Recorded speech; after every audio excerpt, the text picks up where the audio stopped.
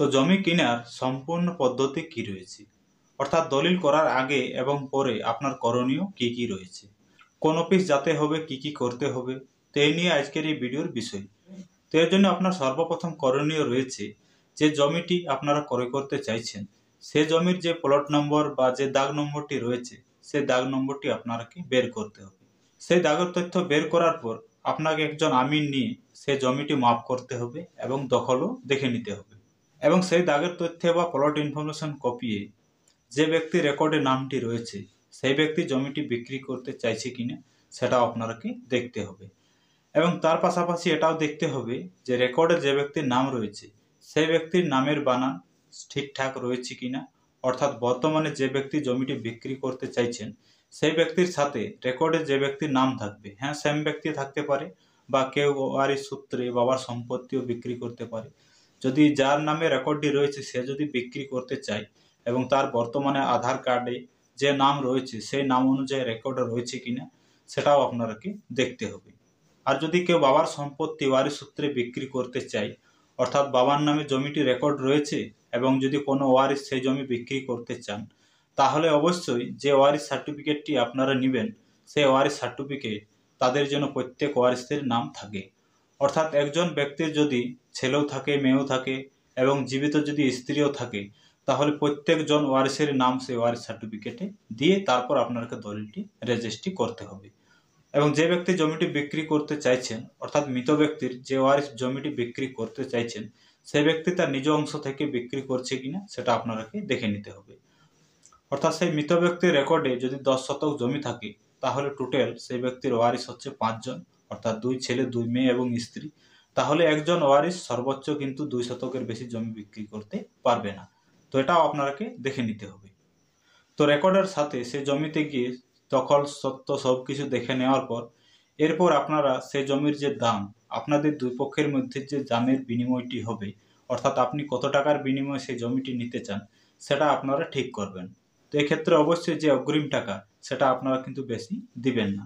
এটা বলবেন যে হ্যাঁ রেজিস্ট্রির দিনে বাকি টাকাটি দিয়ে দেবো, কারণ বর্তমানে সব মানুষ কিন্তু ঠিক হয় না।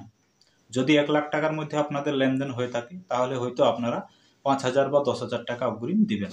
এরপর যেদিন আপনারা সেই জমিটি রেজিস্ট্রি করতে যাবেন আপনাদের নিকটবর্তী যে রেজিস্ট্রি অফিস থাকবে, অর্থাৎ যে এডিএসআর অফিস থাকবে সেই অফিসে গিয়ে আপনাদের কি কি করণীয় রয়েছে বা কি কি ডকুমেন্টস নিয়ে যাবেন।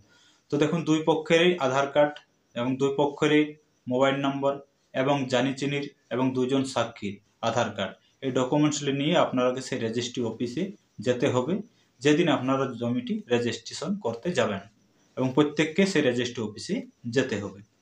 এরপর হচ্ছে খরচ আপনাদের কত হবে। তো দেখুন আপনাদের দুই পক্ষের মধ্যে যে লেনদেনটি হবে, যদি 1 লাখ টাকার মধ্যে আপনাদের লেনদেন হয় বা 10,000 হয় বা 20,000 হোক বা 50,000 হোক, যে টাকাই হোক আপনাদের সে জমির যে বাজার মূল্য অর্থাৎ সরকারি যে ভ্যালুয়েশন সে অনুযায়ী কিন্তু আপনাদের রেজিস্ট্রেশন খরচ লাগবে। হয়তো ধরুন আপনাদের দুই পক্ষের মধ্যে 50,000 টাকার মধ্যে লেনদেন হয়েছে, এরপর ভ্যালুয়েশন বের হচ্ছে ধরুন 5 লাখ টাকা, তাহলে কিন্তু আপনাকে সেই 5 লাখ টাকা অনুযায়ী যে রেজিস্ট্রেশন খরচা সেই খরচটা কিন্তু লাগবে। দলিল লেখককে দিয়ে আপনাদের মোটামুটি 40,000 থেকে 50,000 খরচ হবে যদি 5 লাখ টাকা আপনাদের ভ্যালুয়েশন বের হয়। এটা হচ্ছে সেল দলিলের ক্ষেত্রে। আর যদি দানপত্র দলিল হয় তাহলে কিন্তু এই খরচ এর থেকে কম হবে। এরপর দলিলটি লেখার পর আপনাকে দলিলটি ভালোভাবে যাচাই করে পড়ে দেখে নেবেন, অর্থাৎ দলিলের দাতা গ্রহীতার নাম, প্লট নম্বর, খতিয়ান নম্বর, জমির পরিমাণ, যে চহদ্দি, সেগুলো আপনাকে পড়ে ভালোভাবে দলিলটি দেখে নিতে হবে। যদি কোথাও কোনো ভুল থাকে তাহলে আপনারা সেই দলিল লেখককে গিয়ে বলবেন। অর্থাৎ দলিলটি রেজিস্ট্রি অফিসের আধিকারিক সই এবং সিল দেওয়ার পূর্বেই আপনারা ভালোভাবে যাচাই করে পড়ে দেখে নেবেন। দলিলটি রেজিস্ট্রি বা দলিল সম্পাদন করার পর 10 থেকে 20 দিনের মধ্যে আপনারা সেই দলিলটি পেয়ে যাবেন। হ্যাঁ, এক্ষেত্রে অবশ্যই আপনাকে সেই দলিলটি নেওয়ার জন্য সেই রেজিস্ট্রি অফিসে যেতে হবে। সেটা 10 থেকে 20 দিনের মধ্যে আপনারা সেই দলিলটি সেই রেজিস্ট্রি অফিসে যোগাযোগ করে আপনারা নিয়ে নেবেন। এরপর আপনার করণীয় হচ্ছে সেই দলিলটি রেকর্ড বা মিউটেশন করা। তো এর জন্য আপনারা যে মোবাইল নাম্বার দিয়ে জমিটি রেজিস্ট্রি করবেন সেই মোবাইলে দেখবেন একটি মেসেজ আসবে এবং সেই মেসেজে দেওয়া থাকবে যে কত তারিখে আপনাকে বিএলওর অফিসে যেতে হবে। অর্থাৎ আপনার সেই দলিলটি রেকর্ড বা মিউটেশনের জন্য সেই তারিখে বিএলওর অফিসে যেতে হবে এবং সেই তারিখের পূর্বে অবশ্যই আপনার কয়েকটি কাজ রয়েছে। এবং যেদিন আপনাদের হেয়ারিং বা শুনানি থাকবে সেই দলিলটি রেকর্ড বা মিউটেশনের জন্য সেই তারিখের যে নোটিশ সেটা আপনাদেরকে প্রথমে অনলাইন থেকে বের করতে হবে এবং সেই নোটিশটি বের করে আপনাদের যে বিবাদী পক্ষ রয়েছে অর্থাৎ যিনি জমিটি বিক্রি করেছেন তাকে একটি চিঠি করতে হবে, সেই নোটিশের একটি চিঠি করতে হবে এবং সেই চিঠির যে রিসিপ্ট সেটা কিন্তু আপনাদের হেয়ারিং বা শুনানির তারিখে কাজে লাগবে বা সেটা নিয়ে যেতে হবে। এবং তার পাশাপাশি আপনাকে একটি অফলাইন ফর্ম ফিল আপ করতে হবে, কারণ আপনারা যে কেস নাম্বারটি পাবেন সেই কেস নাম্বারের কোনো অ্যাপ্লিকেশন নেই, অর্থাৎ এটা হচ্ছে আপনাদের অটোমেটিক কেস নাম্বার, যেটা কিন্তু সেই রেজিস্ট্রি অফিস থেকে অটোমেটিক কেস নাম্বারটি দেওয়া হয়।